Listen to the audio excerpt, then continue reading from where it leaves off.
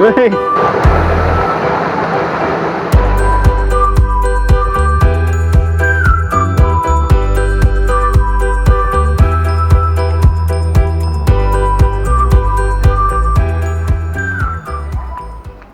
ครับตอนนี้เราอยู่ที่ไหนครับน้ำตกพิวครับตกพิว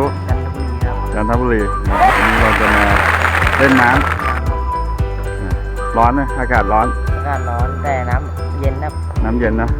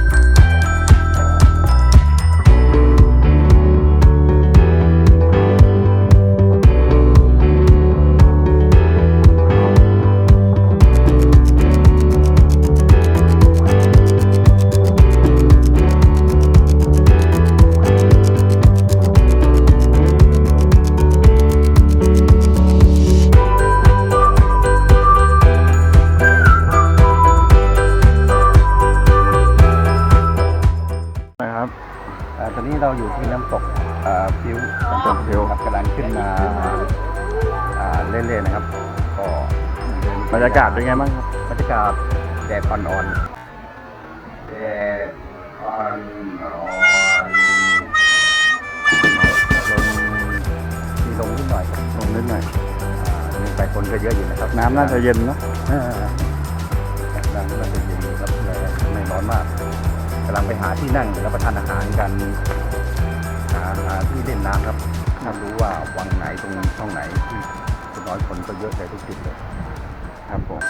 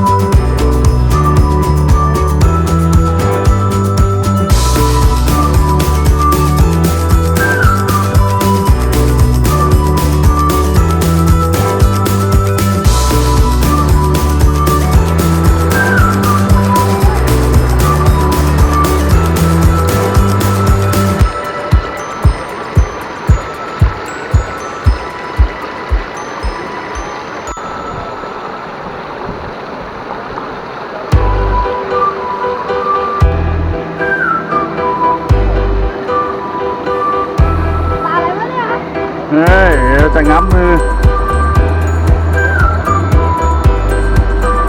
เฮ้ยดูนิ้ว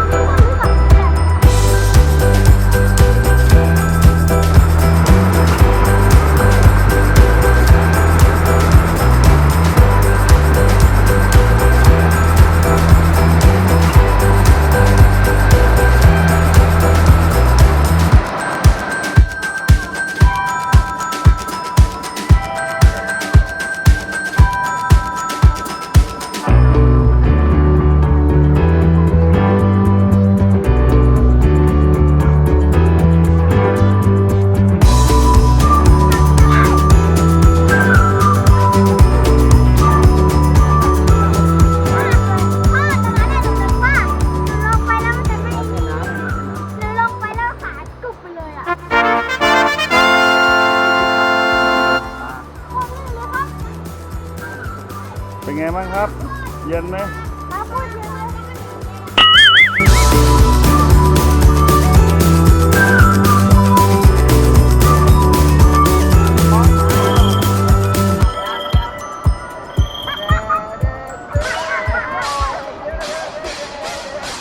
ปะลองปะลองปะลองปองชิงปองชิงชิงปอชิงชิงชิงปองชิงชิงปอชิงชิงชิงปองชิงชิงปอชิงชิงชิงปะลองปะลองปะลองปองชิงปองชิงชิงปอชิงชิงชิงปองชิงชิงปอชิงชิงชิงปองชิงชิงปอชิงชิงชิงเอากระป๋องมาเฮ็ดเป็นกลองชุดกลองท่อมเป็นคุฟ้าหมอเป็นแชกระเดืองลักกะละมังอีแม่เอาล้อเป็นรถแห่อยู่ตีอ้อมบ้าน เทิงตีเทิงร้องห้องใส่จนให้บ้านอยากไล่เอิ้นปอยเอิ้นดาหาลังเทือกะย่นสากกะเบื่อมาแถมย่องว่าบักนักดนตรีใหญ่ปะลองปะลองปะลองปองชิงปองชิงชิงปองชิงชิงชิงปองชิงชิงปองชิงชิงชิงขอเพลงยังกะได้ปะลองปะลองปะลองปองชิงปองชิงชิงปองชิงชิงชิงปองชิงชิงปองชิงชิงชิงคอยจักให้ตามใจ ว่าแต่ขอละจัดให้ทันที ขอเพลงกาแฟยินดีจัดให้รถแห่รถอยู่ทำการแสดงยามใดพากันมวนเบิดบ้านปะลองปะลองปะลองปองชิงปองชิงชิงปองชิงชิงชิงปอง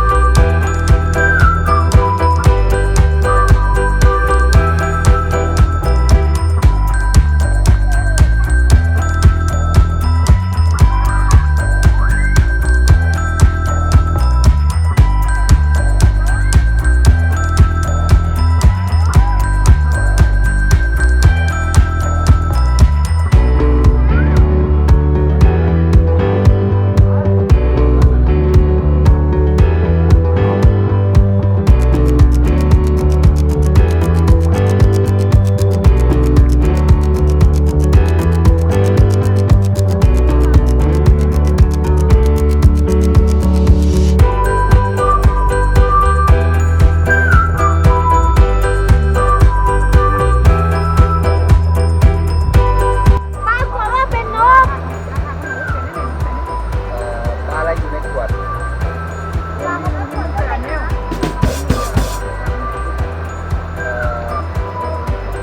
อะไรก็ตามมาได้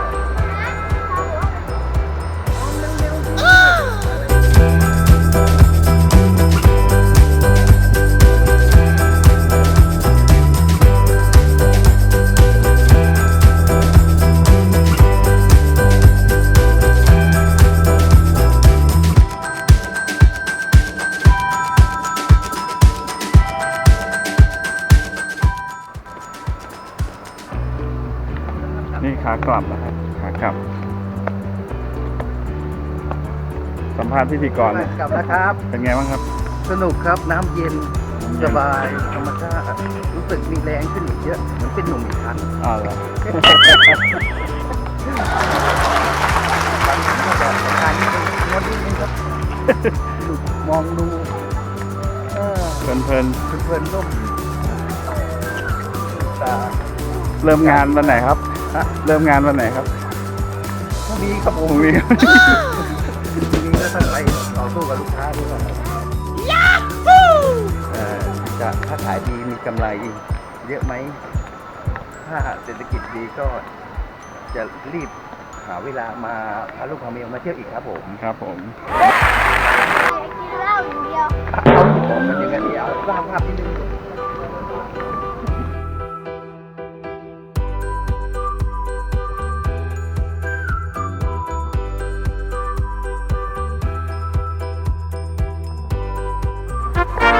ไงบ้างครับเล่นน้ำมาวันนี้ มากเลยครับ สนุกมากน้ำเย็น เย็นสิ้นใจครับ ชื่นใจปลาเป็นไงบ้างปลาตัวใหญ่ ปลาตัวใหญ่ครับ ปลาเยอะด้วยก็ตอนนี้เรากำลังเดินกลับจากน้ำตกพลิ้วพิ้วสำหรับคลิปนี้นะก็ต้องจบเพียงเท่านี้นะสำหรับคลิปหน้าจะไปไหนต่อก็รอติดตามต่อไปบ๊ายบาย